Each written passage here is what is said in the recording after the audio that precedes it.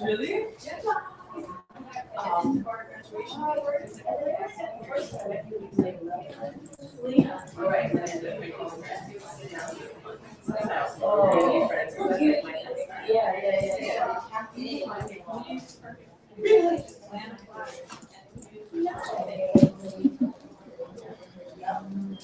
I think they choose that works, and all we do is all we do is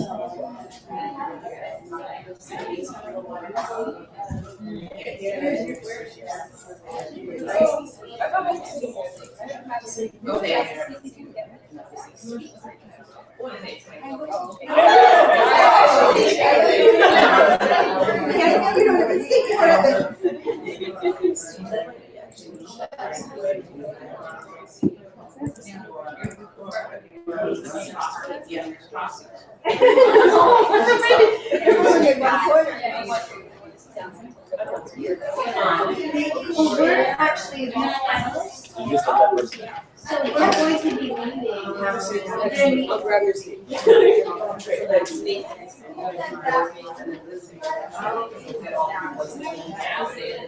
Yeah.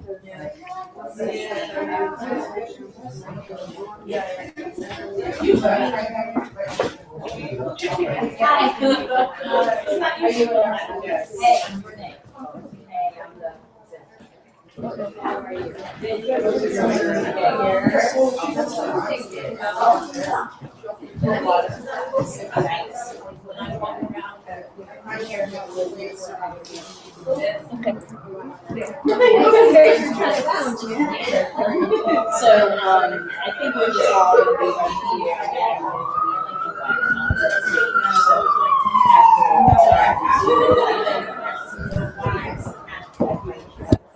Okay, so I have another video. Here are Big problem right now is that the screen sharing is crashing. So I can't get the video into the live stream. So we're just not going to show the videos in the live stream. use a camera. Okay. Okay. So, Okay. Thank you for trying.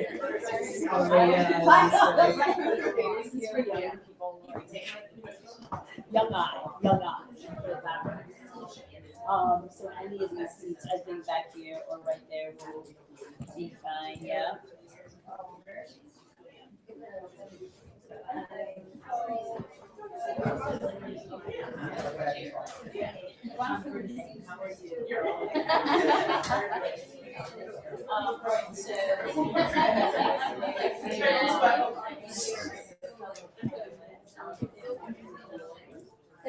Mori and Lee.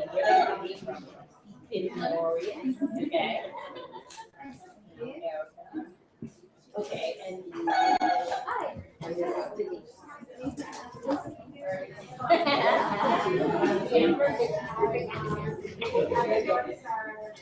Yes, okay.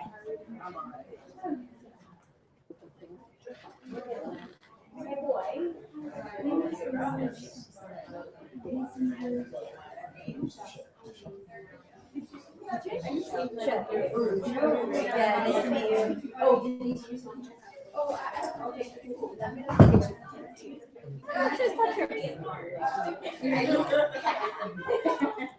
Thank you.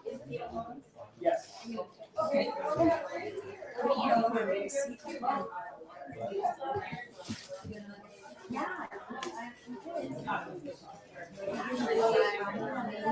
Hey,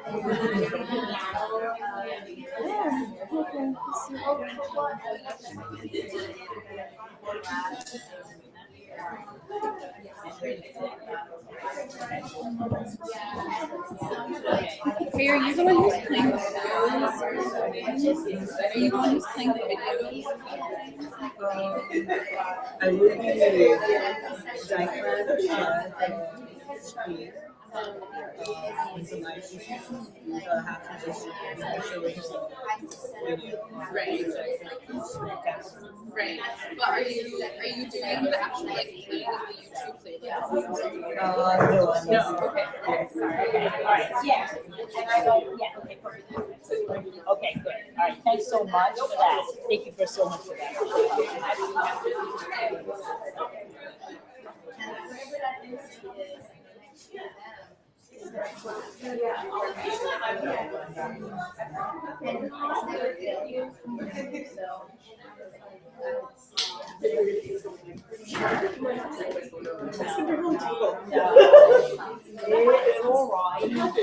I know, I'm dead, I'm dead. That's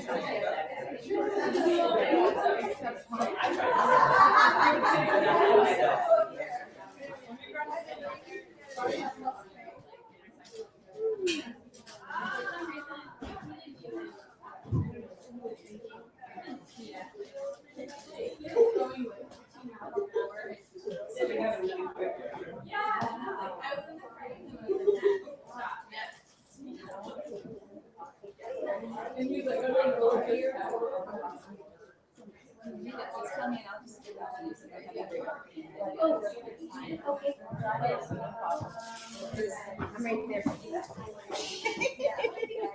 When the video.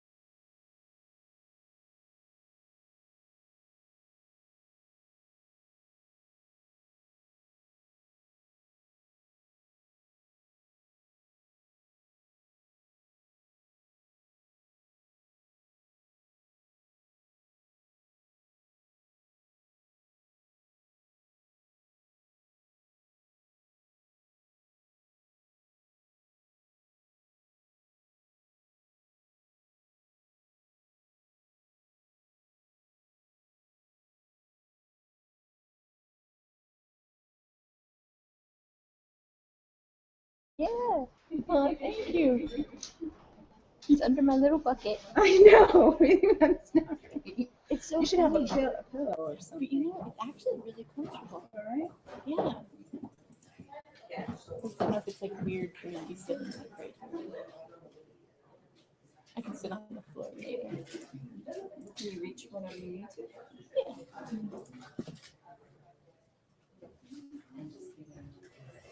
It's totally convenient at least, which is good. You could always use that as a desk. Huh? Take notes. And I'll shoot over your head.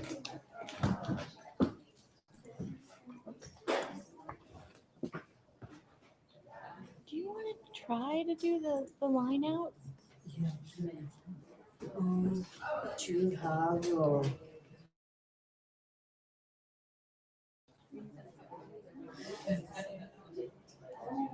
Right? Because it would be or no, it would be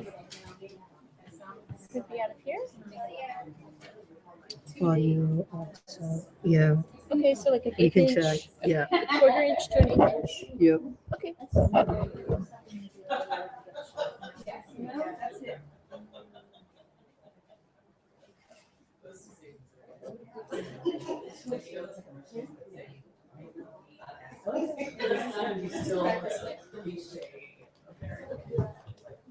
This way it looks good. Fine. Yeah, it's like, it's so easy.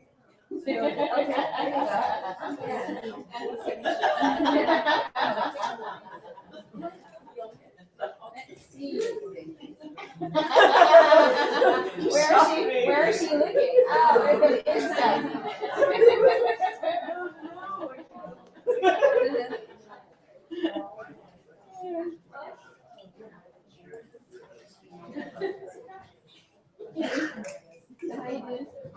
Do we have to film the part about, when they start watching the videos?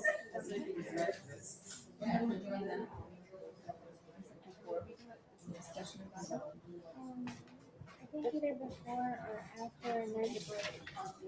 Maybe what, you know, what you can do instead of the whole thing, is like, if you're starting, when you start doing it, then usually what you can do is you can do it too. Okay, and have it stop up instead of just filming. Yeah.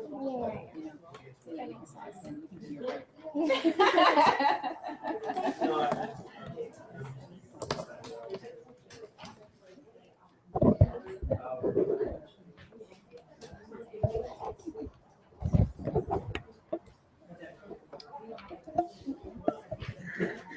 Although, there's really great.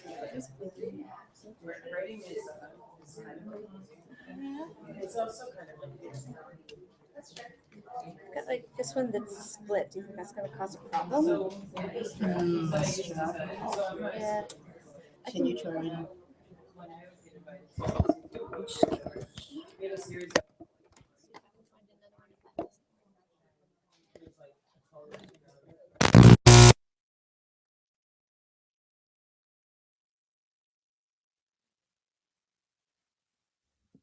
Testing 1, 2, 3.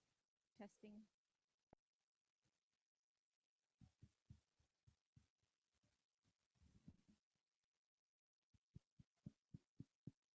Nothing? Nada?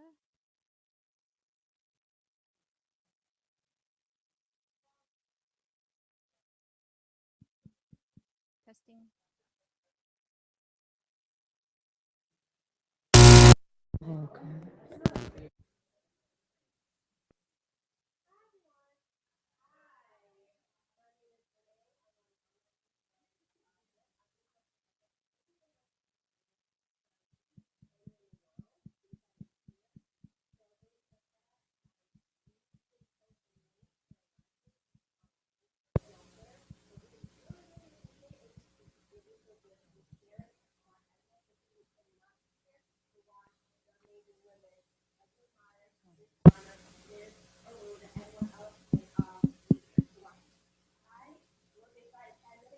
Testing, testing.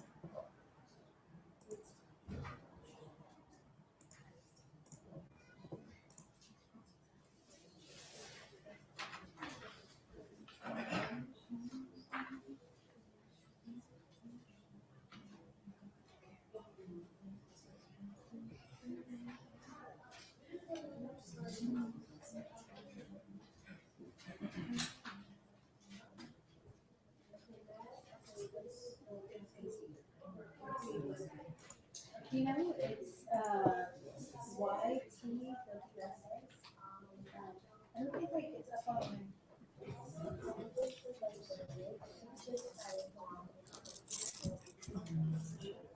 I think this one's just another like one that's split. You can also get it. Try it. I just got the handle for the.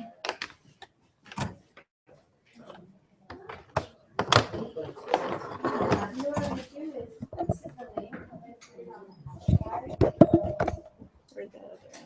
YTWSS.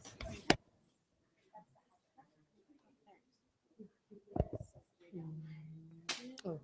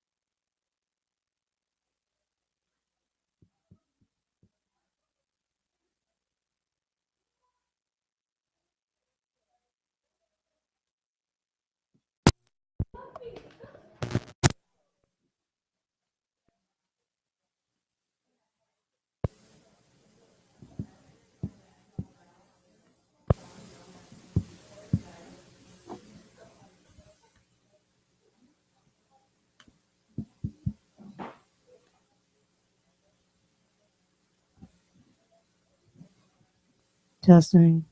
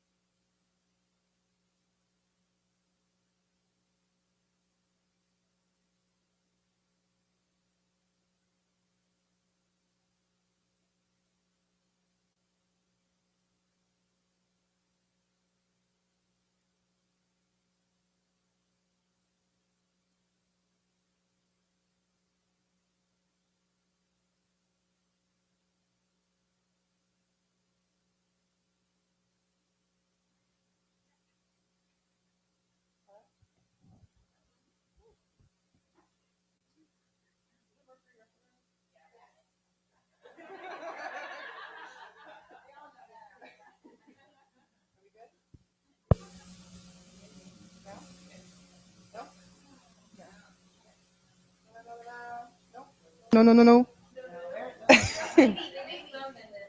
Yeah? All right. Welcome, everybody. How you guys feeling? Good. All right, everybody. Welcome to our panel tonight, All Together Now, Women Fighting State Violence. I'd like to welcome you here into the space. This is Baby Castles. Is Chrissy in the room? No? Do we have some Baby Castles people in the room? We want to thank you guys so much for being so generous with your space. It's really important to have spaces that will let us enter.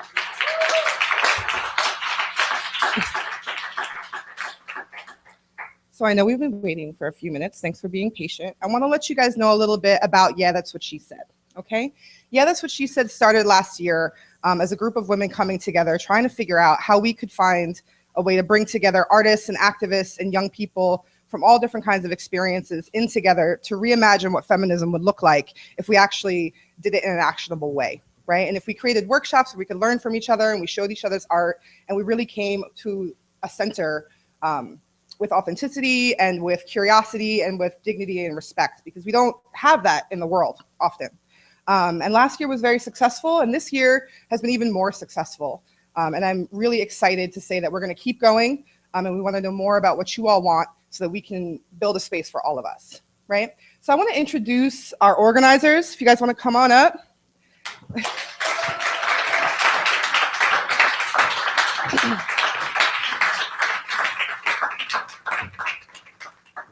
This group of women is some of the most powerful people I've ever met in my life, and I grow every day and learn every day with them.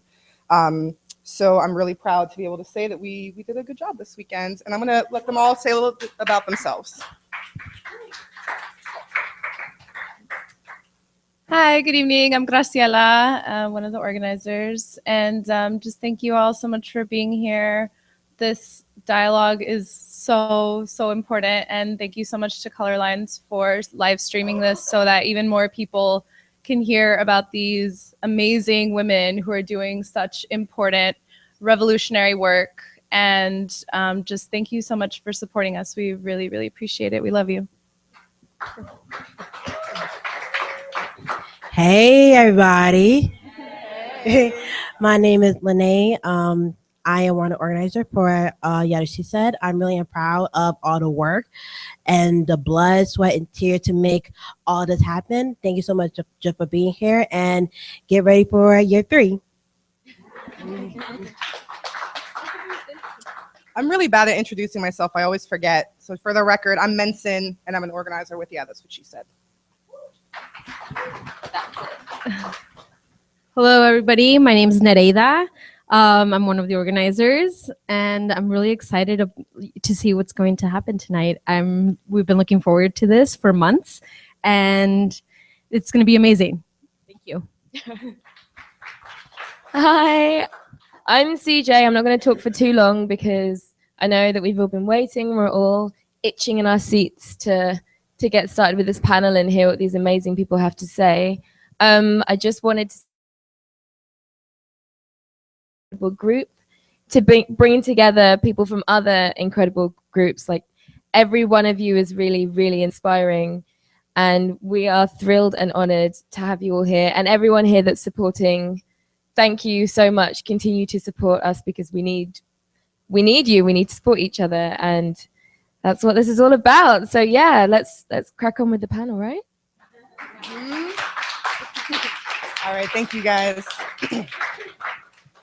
Great, so I'm sure you all have read a little bit about our panel, but I'm gonna go ahead and talk a little bit about why we decided to do this panel, right? So we knew we were gonna organize Yeah, That's What She Said this year, but then with the rise of Black Lives movements and the many things that have been happening in all of our communities, with the incredible violence and how much loss we have all experienced, we knew we had to have a space where we could really have room to honor that loss and grieve that loss, but that we also had a space where we could celebrate our resiliency and our strength and the fact that we are still here. So this panel is an opportunity for us to hear from women who are doing really important work on the front lines of dealing with state violence in many different communities. The purpose of this panel, welcome. The purpose of this panel here today is to really ignite a conversation amongst all of our movements about the leadership of women and often the unexpected leadership of women when these kinds of crises and tragedies occur. We're really going to be interrogating what it means to be on the front lines in our communities and how we can more authentically work together to strengthen all of our movements and build freedom together for one another and for all of our people. So that's the panel. I really want to thank North Star Fund, who came through at the last minute with a grant that helped us to extend all of our self-defense programming today. So this afternoon we had some wonderful facilitators who taught us about how to defend ourselves both in direct action marches, which is the hallmark of a lot of the Black Lives Movement's work that is going on. We know that there's a lot of first-time activists, a lot of young people who are doing direct action for the first time, and we want to make sure that people know how to be as safe as possible in these situations while we're fighting for our freedom. And we also had some other self-defense workshops, and all of those videos will be available online, and we really hope that you spread those to other women in your communities so that we can all build a safer world for all of us. With that being said, I would like to introduce two of the most extraordinary young women that I am blessed to know. Ruthie and Ashley are two poets from Brooklyn, and they're here with Jazz. Can we get you guys to wave? Hey, Jazz is a founder, yes.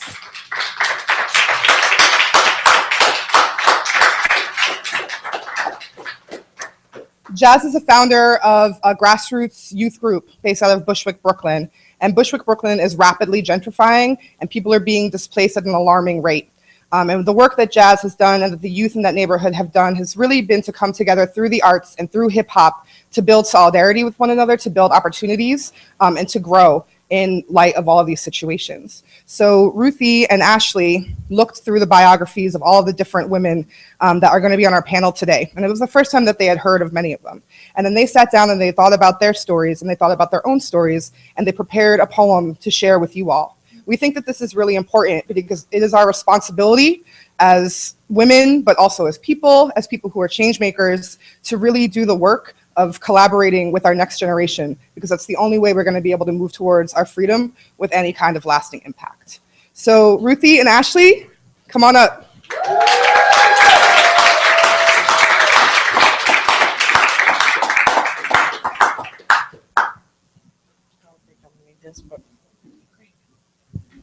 How's everybody doing? My name is Ruthie. Wait, can you hear me?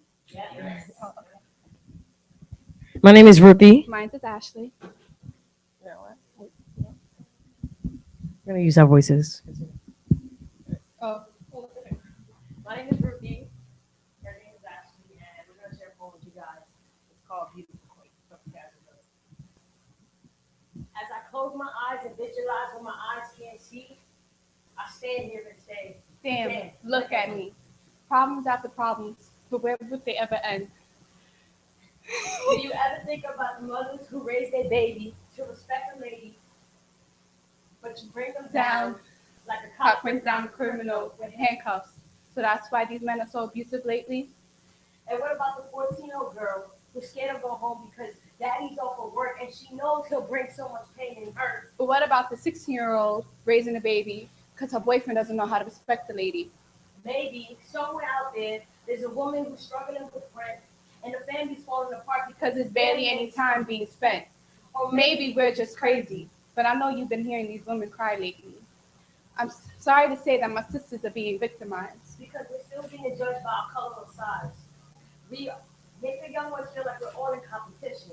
So our mothers are disappointed and they sit and start reminiscing. So let's all give credit to our ladies for all their strength, hard work, and dedication. Because when they felt locked up, they were still able to jump the fence. They were able to lift the young ones up, all in between. So let's give a round of applause for our beautiful queens.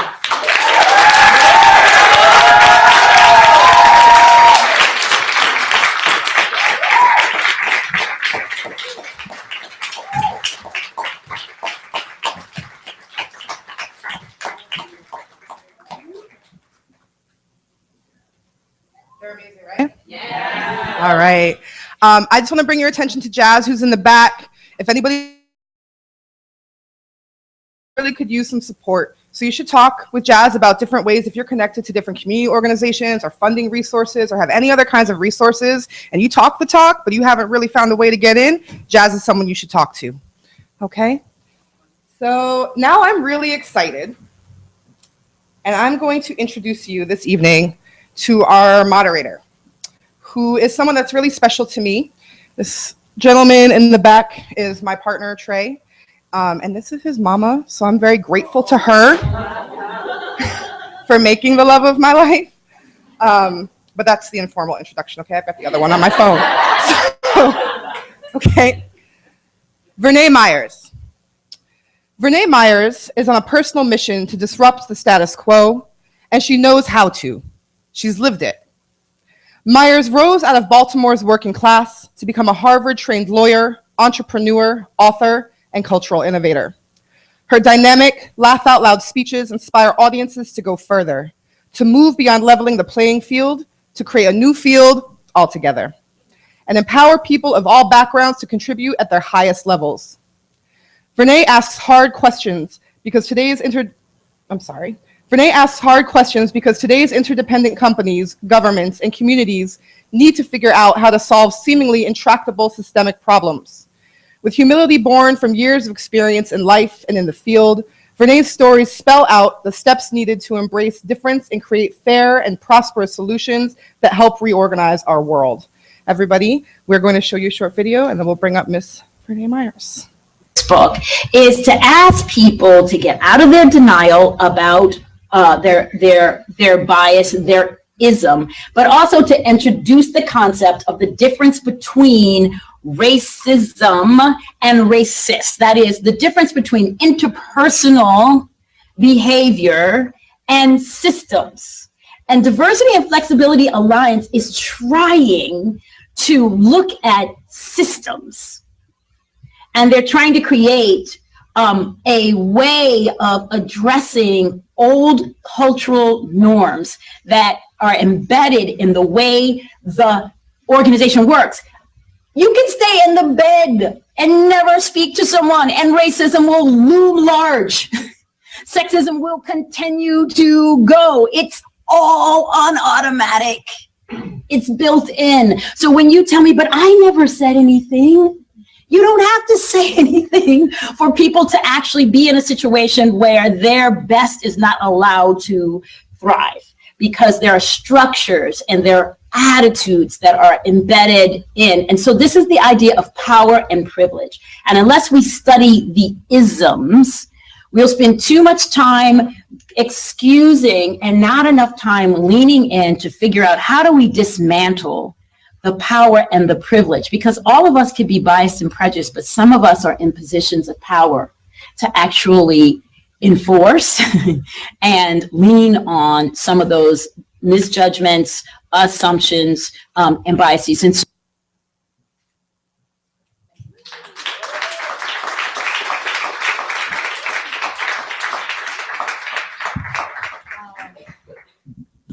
So good evening, everybody. It is my pleasure to be here with you, and it is actually such a lovely gift. I spent a lot of time in what sometimes people call the grass tops, a lot of CEOs and boardrooms and so forth. And really my joy in the last several months has been to have the ability to begin to bridge some of the sort of the boardrooms and also the streets. And in some ways, I am noticing how sometimes tragedy is the thing that breaks people out of their fog. It's a crack that allows for more awareness, more empathy, less denial. And so I am thrilled to be here to talk with you. And I love the title. First of all, where's Menson? There you are. Powerful person, and also the organizers of this. And I love yeah, that's what she said. I just like the whole sassy part of it. And people are like, what are you doing? I'm like, yeah, that's what she said. So I love that. And I also love this, all together now, women fighting state violence, because it's like a call to action. It's also a affirmation or acknowledgement that we are all in this together, and that one of the ways that we are kept from moving forward is to actually think we're separate. To actually think that my movement or your oppression or my oppression is worse or different. And so today we have this great opportunity, and I love whoever figured out how to put all these individuals together, because a lot of times when you start doing this work, you start realizing, oh, this is not somebody I would really be partying with on a regular. You know, you're just like, this is, okay, wow. You discover things about people and all the artificial separations that have been created and actually maintained quite purposefully so that we don't see our joint power, and in particular how women don't see the power that they have together. So I'm loving the fact that the title and what we're going to do tonight is a way to think about our intersectionality, a way to understand how systems work together, a way to educate each other, because of perspectives, we're looking at over policing and police brutality, and also we're looking at torture, and we're looking at immigrants' rights, and we are looking at all sorts of things like that we don't think about so much in the US, like caste systems and so forth. And so there's a real opportunity for us to learn and to share. And I am thrilled about who we have to teach us today. And I plan to be one of the individuals who's learning quite a bit. So let me just start off with the first person. I think what we're going to do is I will read their bio, and then you'll get an opportunity to see them in action, and then I will ask them to come to the stage. So what is very interesting to me is that I have eyes of a person who is older than many of the people who are organizing this, and therefore I am wearing glasses because I can't see a lot of the print. So I'm working with it, and I'm going to use this to introduce people. So the first person who we're going to bring up to the stage is Constance Malcolm, and of Romilly's Call. And Romilly, thanks for helping me, and they'll be I'll welcome all sorts of help as we move along. Constance says, I was a mother of 3 who was forced into a dark world due to the killing of my son by the hands of NYPD officers on February 2nd, 2012. My son, Romilly Graham, would have made 22 on April 12th of this year. I'm now living with the fear of raising my other son, who is now 9 years old, and he might one day be gunned down by an officer. I have inherited many people who became family and whom I have never known before the death of my son. To be done to stop the senseless killing of our Black and brown youth of today by the hands of police officers. If and when God decided that I should depart from this world, I would like to be remembered as the mother who would not stop until justice prevailed for all the unjust, and to enforce laws and regulations against police officers who believed that their gun is the answer. That they put in place, it doesn't follow procedure. And if they could get away with what happened here, none of us are safe. That's right. And that's a big problem, especially to the Black and Latino people, because this is who is affected. It's our people in what they call, I'm quote unquote, the low income area, because that's what they label us as, low income area. And it doesn't matter where we're from, we also have rights. And they're the one that put all these laws in place. And if they're not following it, then how you expect the people out there in the street to break the law to follow it if them themselves is not following it? So I just want to let the people know, you know, we have the petition online. You go on there, Rise Up for Romilly, and you can sign that petition and let them know that as we look out here, it might not be a lot of people right now, but the numbers count. And this little people that's here, it counts to show that y'all didn't forget about what happened to Romilly. Because like I said, Romilly could have been your son. Romilly is your son, because it takes a village to raise a child. And that's what I grew up to believe in. I think that's what a lot of us grew up to believe in. And we're going to continue to fight, not just for Romilly, but all the young men and women that's been killed and nothing has been done about it. We have to let them know our kids value something. We are not just, and they look at us and call us animals. We don't have 4 legs, so we are not animals. We are people, we are human beings, and they need to start treating us like that. Right.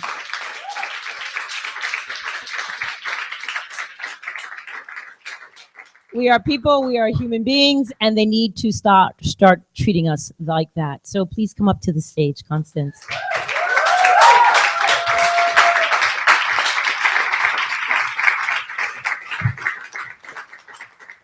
Next, we're going to ask Erica Garner of the Garner Way Foundation, daughter of Eric Garner, to join us. Erica G. Snipes Garner is a 24-year-old Brooklyn resident. Any Brooklyn want to do? Okay, no. All right. And the daughter of the late Eric B. Garner, who was murdered at the hands of NYPD on July 17th, 2014. Born and raised in Brooklyn, New York. Like her father, she's the oldest of 4 children. As a self-proclaimed daddy's girl, Erica was also taught by her father to lead by example for those around her, particularly her younger siblings. All that her father has taught her was prepared. All that her father has taught her has prepared her for the role she has stepped in today. The Garner Way Foundation has provided Erica with a platform to conduct weekly peaceful protests in Staten Island to commemorate her father's death and engage the world against the injustice that surrounds it. Despite the discouraging circumstances, Erica's apprehension of being involved with a movement of this magnitude quickly dissipated as she began to break down the various barriers involved with public protest. From police barricades being installed on the locations where her group is known to march, to the Staten Island police scheduling rallies at the same time and on the same route as hers, to attacks from political hitmen, Erica has remained hopeful, peaceful, and committed to advocating for the elimination of the harsh injustices in the legal system. Erica is currently working to grow her bipartisan organization, the Garner Way Foundation, dedicated to addressing issues of inequality in the legal system and holding elected officials accountable by ensuring these issues remain a relevant topic of discussion at the local, state, and national levels. Erica has a number of places where you can reach her. I think we're going to look at this particular video now and then invite her to the stage.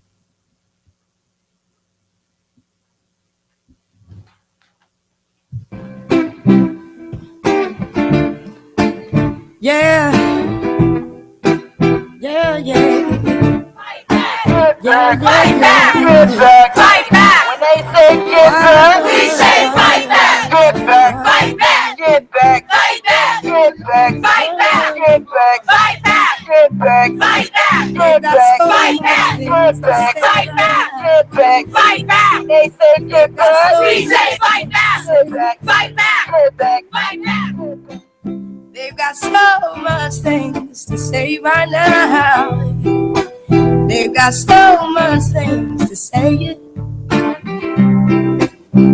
Eric Garner, I can't breathe, I can't breathe, I can't breathe. Eric Garner, I'll never get no way. How they stole Marcus Garvey for riots, I'll never forget no way. How they turned their backs on Paul Bogle. So don't you forget no way who you are and where you stand in the struggle. Help me! That's no me!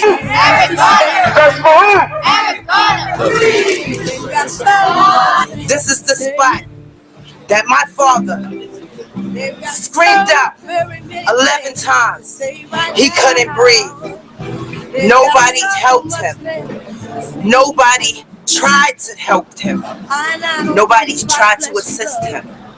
This is the spot that EMS workers and police officers failed us New Yorkers because they let an innocent man die, beg for his life, fight for his last breath. And now I have to come here and be his voice because he cannot speak anymore.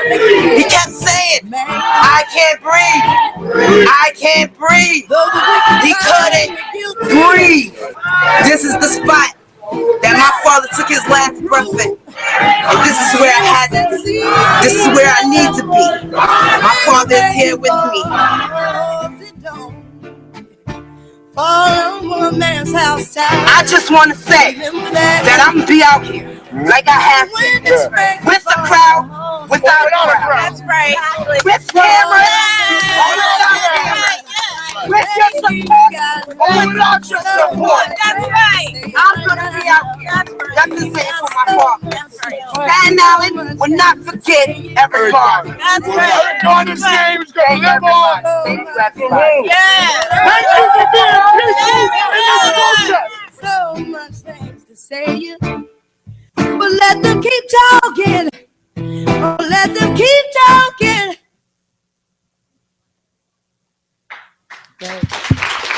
Erica. Thank you.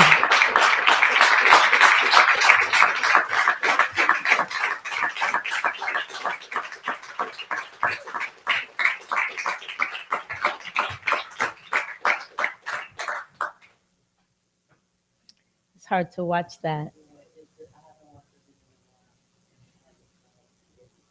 Yeah. That was how I started out. That was one of the first days of me actually taking the streets. It was like kind of hard watching and brought back such a powerful memory because I was out in the 2-degree weather fighting and losing my voice. Sometimes it just be me and my cousin, but we still kept on. But thanks for watching.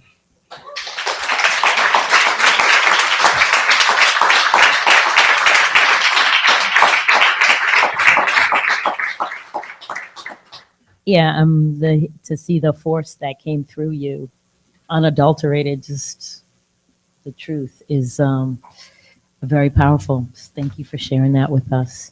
So next up is Denise Guadalupe Romero.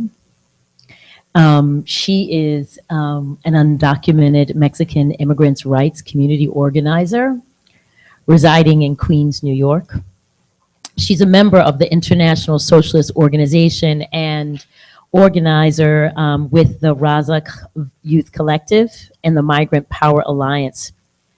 She believes in solidarity, collective action, and transnational social movements against all forms of oppression led by those directly affected. I like that she said in her free time, I like to eat, talk, laugh, read, cook, dance, and paint with my comrades, loves, family, and friends. Growing up, she says, as an undocumented Mexican woman in one of the most diverse neighborhoods in the world, she was shaped by the daily struggles of the working class, low income, and immigrant communities that she's a part of. And she grew up eating samosas, tamales, and cholados. So, she likes to eat. We said that earlier.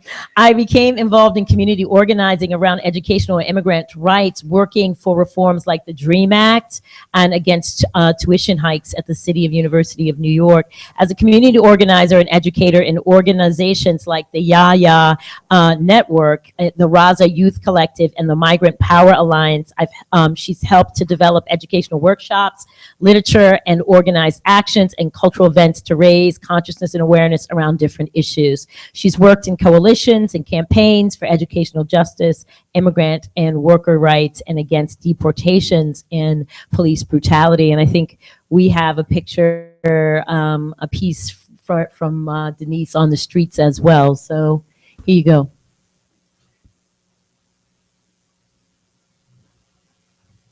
To escape that violence. And it is unfair that now that we're here, they can't get a pension. They can't get any sort of satisfaction to know that their work is valued. And on top of that, we have police in all of the boroughs in New York City working with ICE, telling us that we are deportable, that we are disposable, that we are not welcome.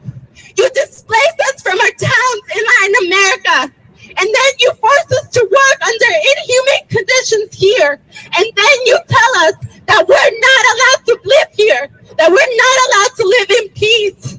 This isn't okay. This isn't okay for my mother. This isn't okay for my future children. This isn't okay for any of us. So it's time that we wake up. Today, here, when the professor speaks out, and also in April, when the parents of these students come here, because we also have parents of the students who live here, who are undocumented, who can't go back to Mexico to find their children. You are denying people the ability to live, the ability to raise children, and then also the ability to find them, the ability to find justice for them. So we have to speak up now. We have to speak up today, and we have to speak up tomorrow and in April when they're here. And after that, we need an end to Plan Mexico. We need an end to the war on drugs. We need an end to deportation. And we need an end to killer cops here in Mexico and in Palestine. Thank you. Thank you.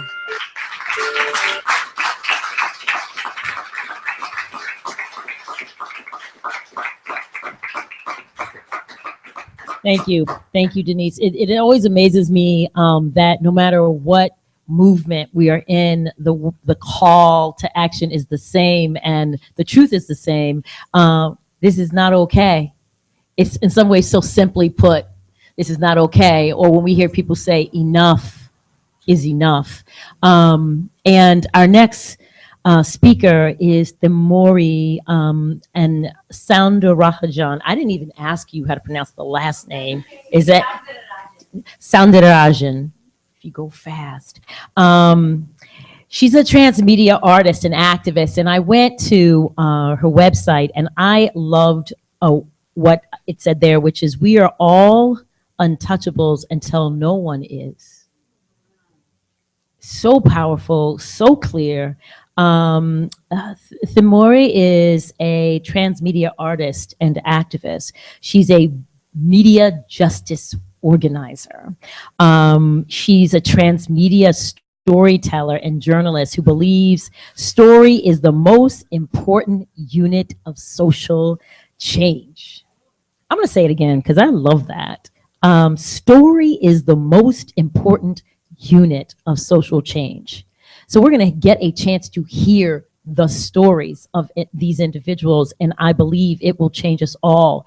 Her work has been recognized by the Producers Guild of America Diversity Program, the Museum of Contemporary Art, the Magnum Foundation, the Annenberg Innovation Center, Slam Dance, MIT Center for Media Studies, and on, international and also national. She says, I have been a media justice organizer and worked with many movements from immigration, women of color, labor, LGBT, and environmental justice rights with communities all around the world. In all of that work, I believe story is the most important until social change, and it is critical that our stories become the platform to resist the state's narrative of the dispensable nature of our lives. You see, the theme is throughout all of this. We are priceless, and the loss of one of our own is one life too much. So a lot of her work is around the caste system that is in India and perpetrated throughout, and even when Indians are moving with that caste system across countries. But one thing that she's going to do is tell us why this should be something that we are thinking about, maybe even the way we used to think about apartheid in South Africa. So I'm really interested in hearing more from her, and I think we have a video as well. Yes? India. Behind its piety beauty, and history, there is a war. Its name is caste, and it's a war fought with the bodies of Dalit women.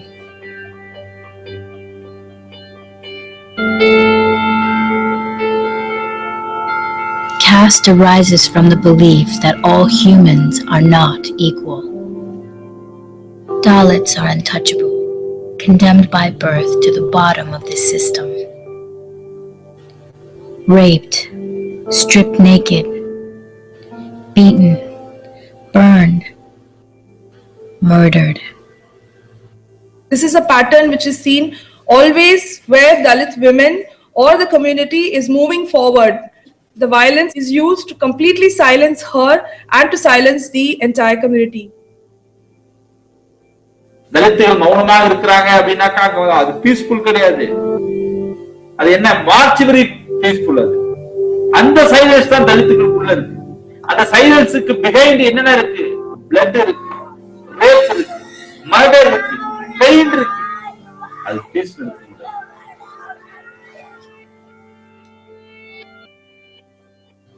But all is not lost. Even here, in this darkness, there is hope. There is a strength that runs through the heart of every Dalit woman. A will to survive. A belief that there is life after grief. And that the future is worth fighting for.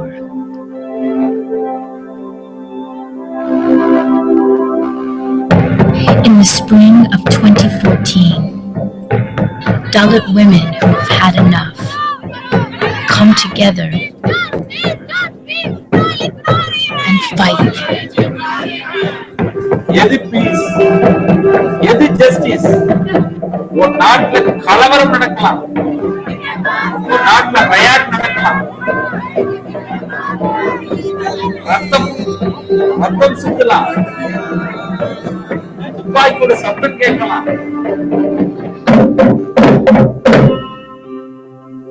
அந்த நாட்டுக்கு justice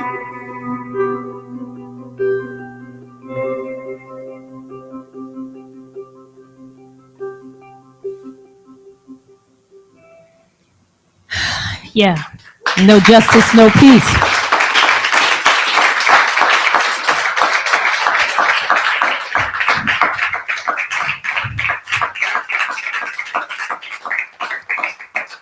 No justice, no peace. And she's actually doing a full-length film documentary.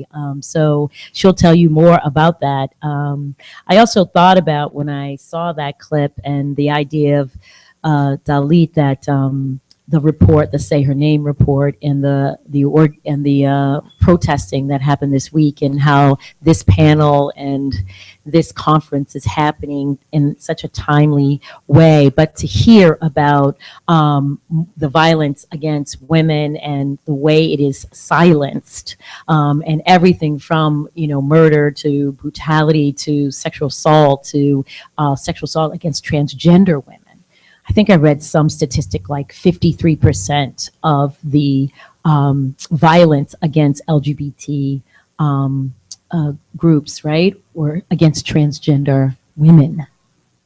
I mean, that's unbelievable to me. So it's very powerful to have this conversation at this time, at any time, but I am always seeing the connections that are happening between us, and that will, I think, really make us strong.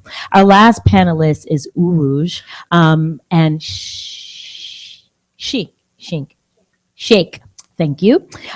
She is a diasporic Pakistani Muslim community organizer from Jersey City, carrying an intersectional anti-imperialistic thread through her work to mobilize towards community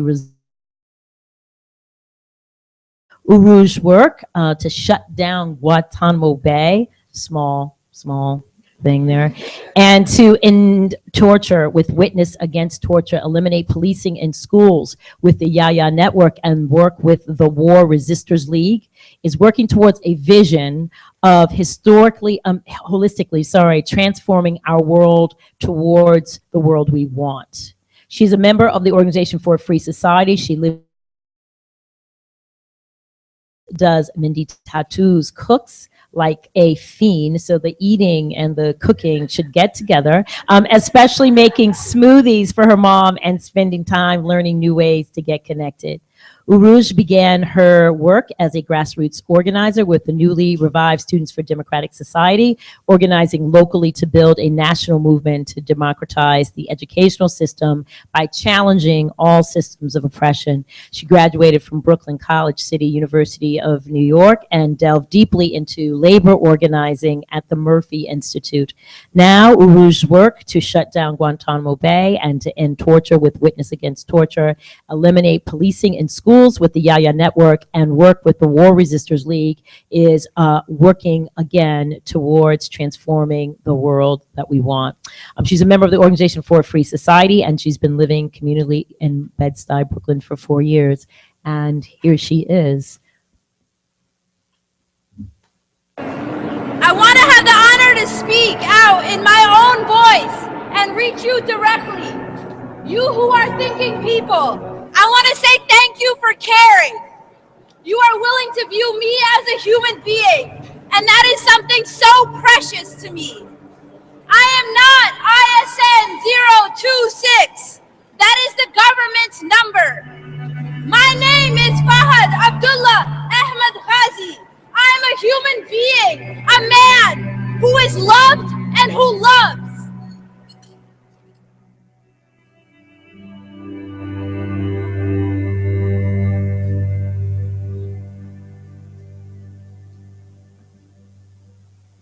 I'm a human being, a man who loves and who is loved.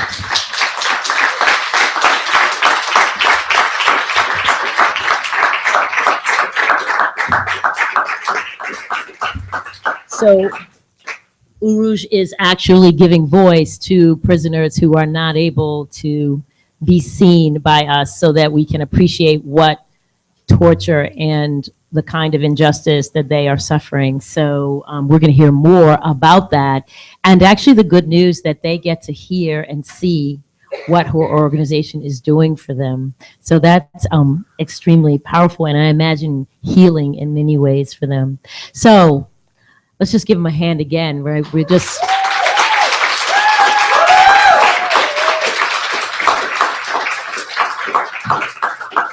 We're so blessed, and thank you, Mr. Technician, also my son. Please, please, please, thank you, did a great job. You know, I also read on your website the power of storytelling, and that story is the most important unit of social change. That's a really interesting idea. And so we want to hear your stories. And we are starting with the question of how your personal lives and experience of or witnessing to violence influenced your work in your community. How did you get here? How did you become someone who was fearless enough to speak up for not just yourself, but others? So I'm going to start numeric. I'm just going to start over here and then come back over. But also, you know, you all can go as you would like. I can work with however you feel so moved. So, Constance, if you don't mind starting us, and then we'll go. Yeah. I know you do not. I don't think that, right? You do not need to stand up. Okay. Okay. Again, I just want to say thank you for having me here and telling my story about my son. I want to first I started this movement because the death of my son Ramali. This is what made me become an activist. I didn't know anything about activism before my son was killed, and basically I was forced into this because of my son. It's a very hard thing for me because, like I said, I'm also an immigrant in this country. I wasn't born here. I was born in Jamaica. I came in when I was 13 years old, and I grew up believing the police is supposed to be the one to protect you. if something is bad is going on. And it seems time and time after again, you look at this situation, and every time somebody run to police or police were supposed to protect them, they always end up killing them. And that's a big problem in this country right now. And also with the mental illness of people calling for help, and at the end of the day, your son or daughter end up being killed by the person most supposed to be protecting them. And that's one of the things that pushed me into activism, fighting for my son and all the countless others that has been murdered unjustly without any accountability. So that's what drove me to activism. Thank you. Thank you. Thank you so much. It's for me, it's really hard to pinpoint what exactly pushed me into activism. I definitely think that my experiences being undocumented is what got me active in trying to access the things that were being closed in front of me. But as I moved to do that, I came to understand and learn from other people's experiences that I wasn't alone. And so I actually think that it was the experience of realizing that it wasn't my experience alone in this world that really solidified for me the need to be active and the need to know why it is that the world is the way that it is, and why it is that people are closing doors into our communities, and who these people are, because they have a name and they might be sitting behind desks, but they have names and addresses and reasons for closing all of these doors to our communities. And I think that, you know, not being able to access college institutions, not being able to work, not being able to access healthcare, hospitals, definitely is what made me active.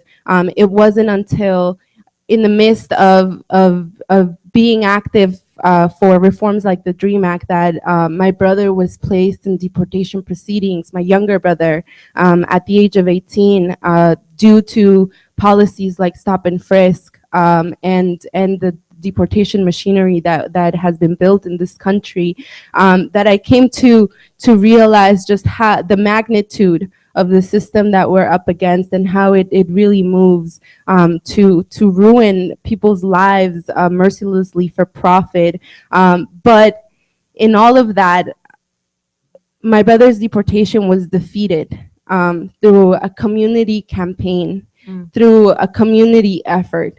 And I think that was the experience that solidified for me the need for social change, and for being a revolutionary, for understanding that this is a systematic problem, and that it's millions of us, and that it is the majority of us who are under it. So I think for me, it's a culmination of experiences that have introduced me to certain work and exposed me to the work of others, to realize that it's all of our experiences collectively that are moving the world and that are moving our people to really find justice in all of this. Thank you.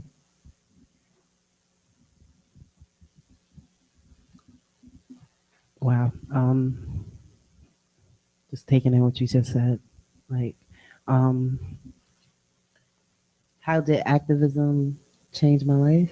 How'd you decide? Because, you know, there are a lot of people who lose people, and there are folks who might be undocumented, but they don't go forward. They, in fact, go back or under, but you decided to go forward. Yeah, I decided to go forward. I mean, my family stayed, you know, behind closed doors for a while. We didn't want none of the news attention or anything. But what took a spark for me, because I was saying to myself, like, what can I do? What can I do?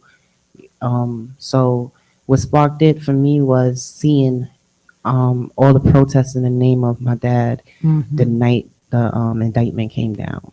And just by seeing that just said, you know what? I said to myself, Erica, you know what? You got to get out. You got to get out there. Whether it's thanking people, whether it's organizing yourself, it changed a lot, and it helped me. It helps me.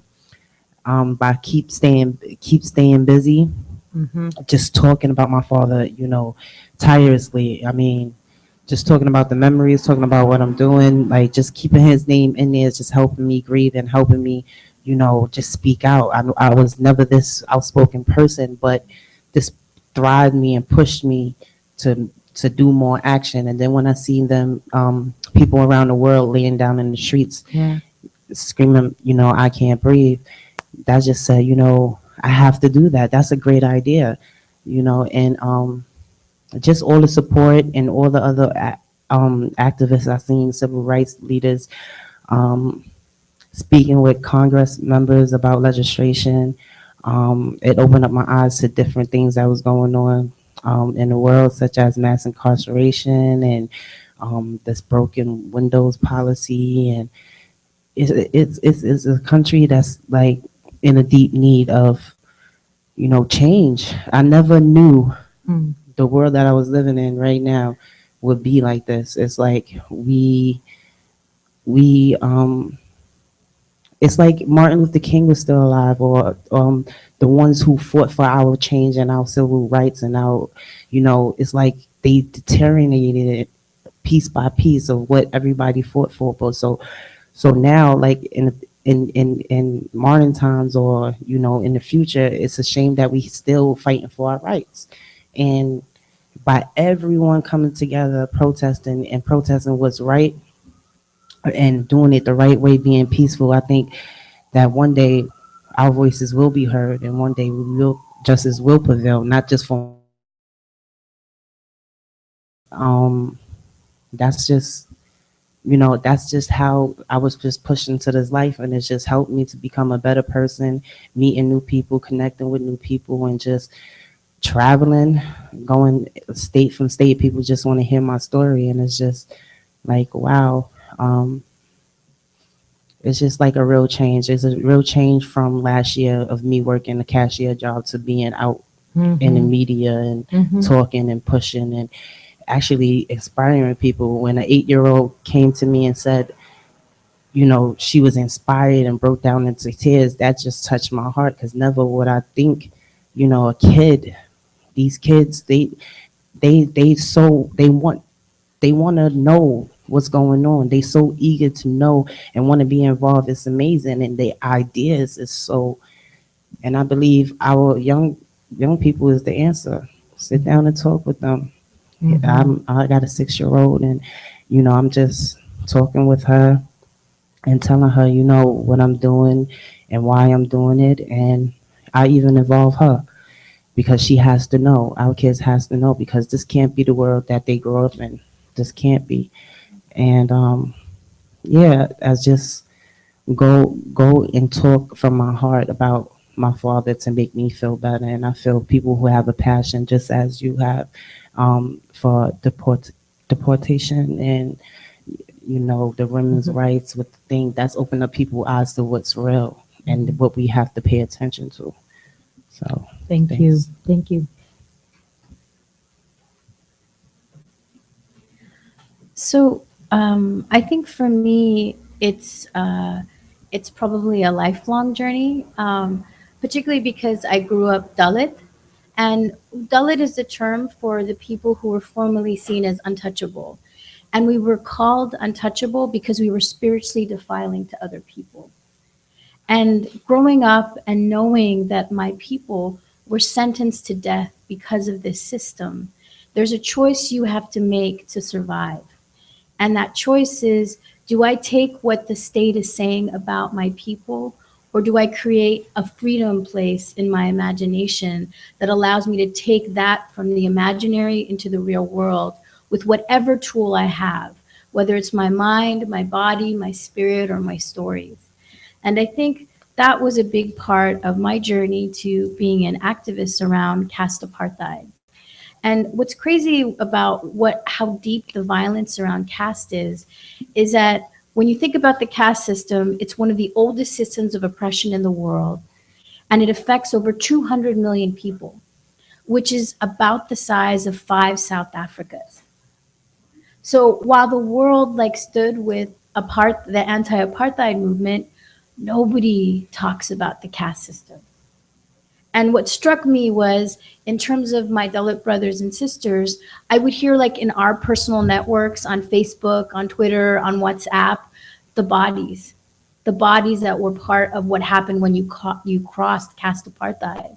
So I would see, like, almost on a daily basis, bodies hung from trees, peoples and families chopped up, thrown into fields, and then subtler forms of discrimination at work, and the pain and the struggle that comes with having to live in a society that doesn't see you as whole.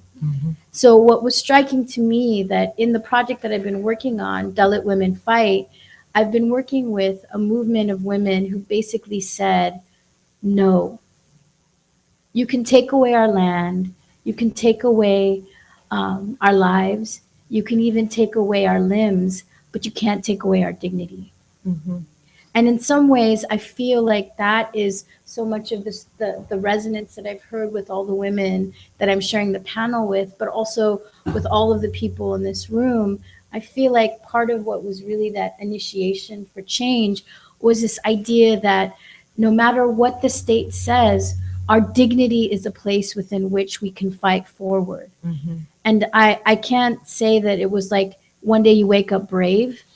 You know, it's almost what it is that courage is a reiterative process where every day you face that pain, you face that question that you might be extinguished or someone you love may be facing that same fate, but you find a way to collectively move forward because you get sustenance from each other or sustenance from a memory. Something allows you to pull forward.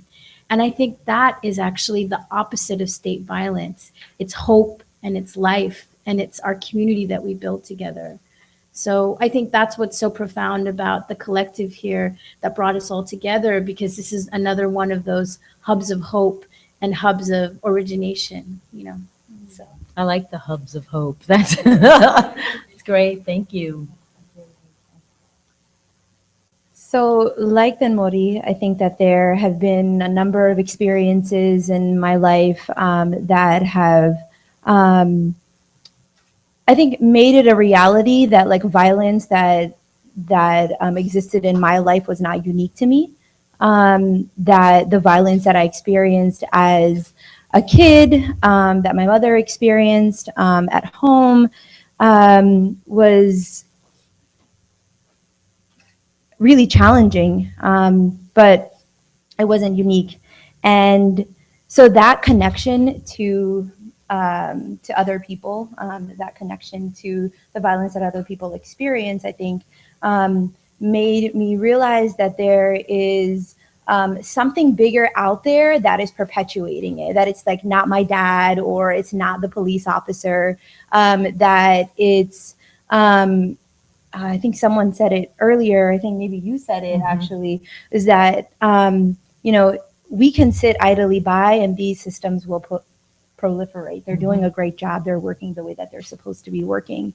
And what got me into Guantanamo Bay work, I mean, I grew up Muslim. I think before 9/11, I knew that there was intense anti-Muslim violence, that Islamophobia was not just fear, it was active targeting of Muslims, that was connected to targeting of all migrant communities, that was connected to the targeting of all people of color, not in the same way, obviously, but there was this system out there of like domination and exploitation.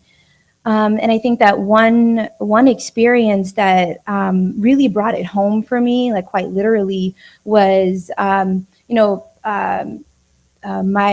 parents were incarcerated and for a little while, and you know, the conditions in which they were in jail were really surprising. Like the state really crafted this really well, in that, you know, they were arrested on September 11, 2008. You know, my dad was held in solitary. You know, my mom was targeted as you know, as a pawn in all of this, and any, you know, judge who would see this would see that all the pieces fit so well together, you know, Muslim, you know, migrants, maybe if there was some financial connection, then boom, you can charge them with terrorism charges, September 11th. I mean, it's all really perfectly crafted. And, you know, that made me realize that this idea of innocence and guilt as being binary is really false. And in a way, you know, many of us are targeted and criminalized so that the state can make itself innocent and make us guilty. So, you know, that was a really jarring experience, and that's something that I has been really difficult for me to to think about. But it made me realize the ways that you know, we're criminalized daily for the identities or the positions in society that we occupy.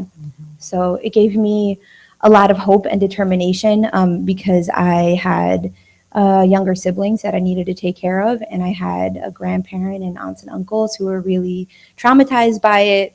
And you know, my parents are not unique either. Yeah, it's interesting to see when the truth finds its way in of what is true and what is not true about what we've been taught. The state can often be in perpetrating injustice. But it's also interesting to see that each of your reaction, and that's why you're on this panel, of course, was not to hide or to go inward or assimilate or to behave or any of those things. And I'm not going to say that you weren't afraid, because I'm sure there are moments of fear, but that there was more courage than there was fear. And then also the strange association of hope. You're like, yeah, my parents were in prison and I became hopeful. So what is that reaction where you start to see the underbelly, see the large system, and then decide that there's something that you can do about it? So tell me what your work looks like on a day-to-day basis, and what is the violence that you're targeting, and what it is that we need to know about how to make things better for your specific area. So do you want to go anybody can go, and then we can move on from there.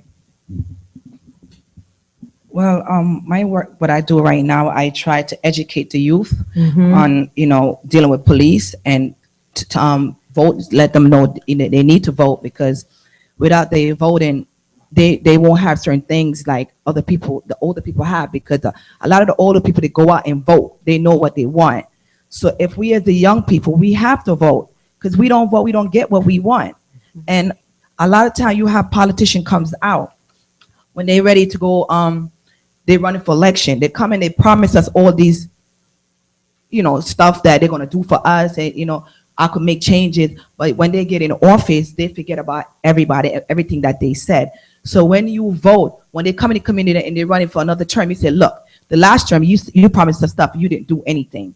So I educate them on those type of things, like, you know who you're voting for, you know, and make sure you're voting for the right people. We're not really going to know what they are until they get in office, but we could really scrutinize them. And also talking to the youth about their rights with the police, you know, let them know, like, not because the car, they pulled you over, they could just start searching your car. You have rights. They can't just start searching your car or tell you to pop the trunk or pop the glove compartment and start going through. No, you have a right. They're not supposed to do that. And they want to be hard. Just tell them, okay, go get me a search warrant. And I bet you they won't want to do it. So those are the type of job that I'm doing. And, you know, also you don't need to be afraid. You have to speak up, because once you start speaking up and you know your rights, they're not going to prolong the conversation with you, because they see that you educated on your rights. So long as you educated on your rights, they won't prolong the conversation. You have some little jack, you know, but long as you know your rights, they're not going to really push and want to continue the conversation. So that's part of my work that I'm doing, educating people, their rights, and also continue to fight, because when stuff like this happen and you decide you want to lay down, it's not doing any good. You have to stand up and show them you're strong. You're gonna keep going. You're not, I'm gonna get knocked down, but I'm gonna get back up. I'm not just gonna be defeated by you. I'm a conqueror. Okay. Okay.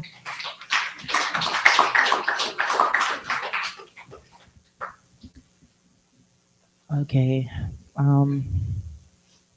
Part of the work that I'm doing, what it look like in the future for me in 5 years. I'm currently working on studying criminal justice, knowing our laws, so I could become a civil rights lawyer. Wow. That's my dream. That's like the next step. But my short-term goal is continue to keep on protesting, to get people to come together.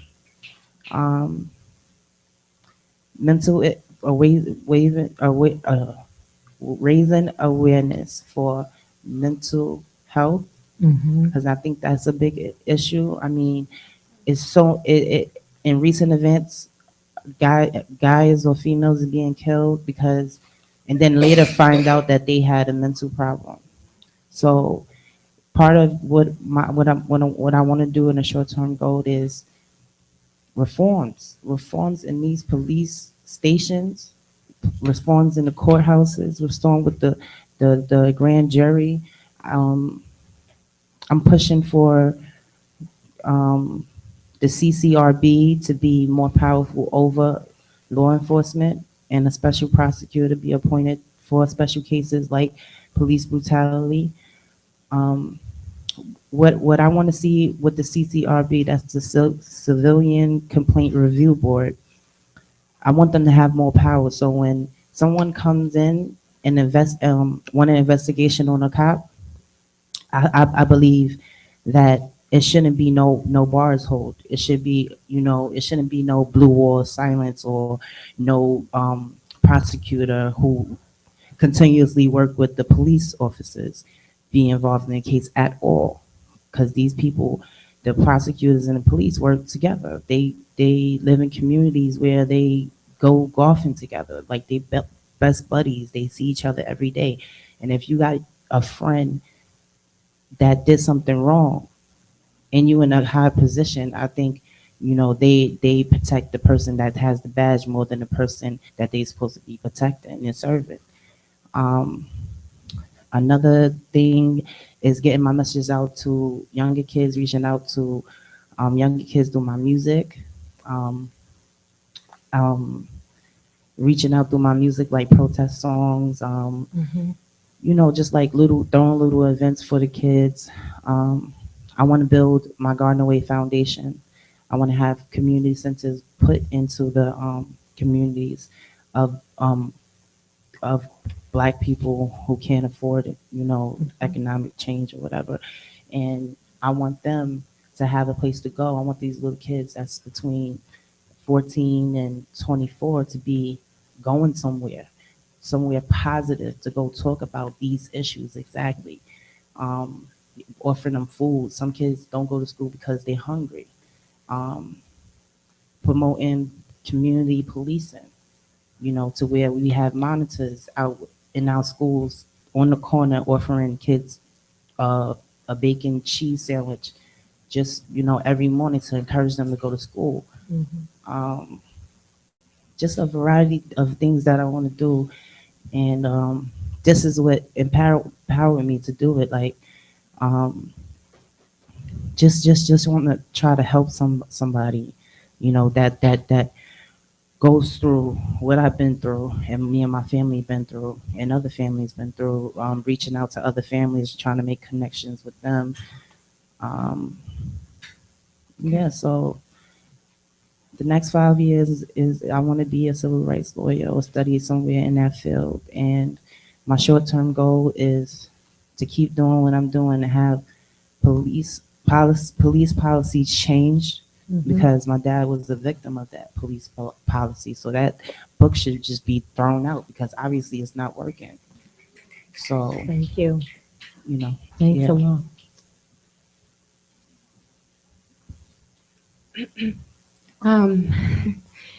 How would I summarize my work? Like I said before, I have been lucky enough to be doing this work for a number of years, and I think that what I do and how I do it is that through my experiences and the people that I've met, I've come to really understand the importance of knowing the world that we live in, knowing how we got here, knowing our history, because it is a big world, and it's complicated and it's messy, and it's been long in the making. And every day that I learn amongst the people that have these experiences, I learn something new about the structures that allow for this to happen.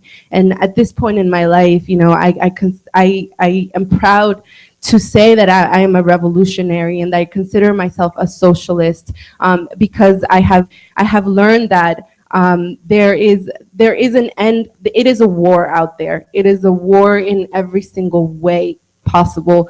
People are dying, and if it's not directly on the streets from interactions with police officers, it's because of lack of access to healthcare. It's because of lack of access to food, to housing, to the resources that are basic needs for each and every one of us.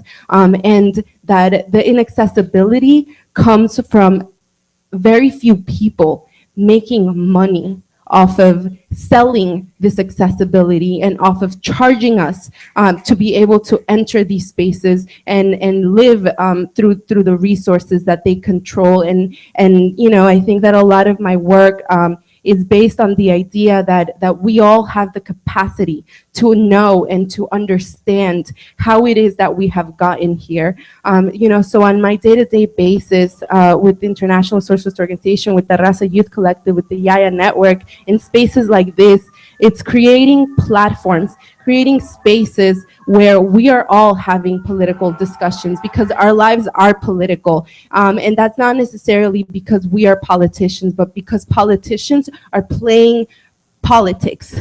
People are playing politics, and we are living the consequences. Our life stories have become the scorecards that they are keeping, and the receipts that they have in their pockets off of the contracts that they have in detention centers, with the companies that make the weapons. As soon as I started to unravel my own story, I started to realize that it was one little thread in a blanket of experiences, and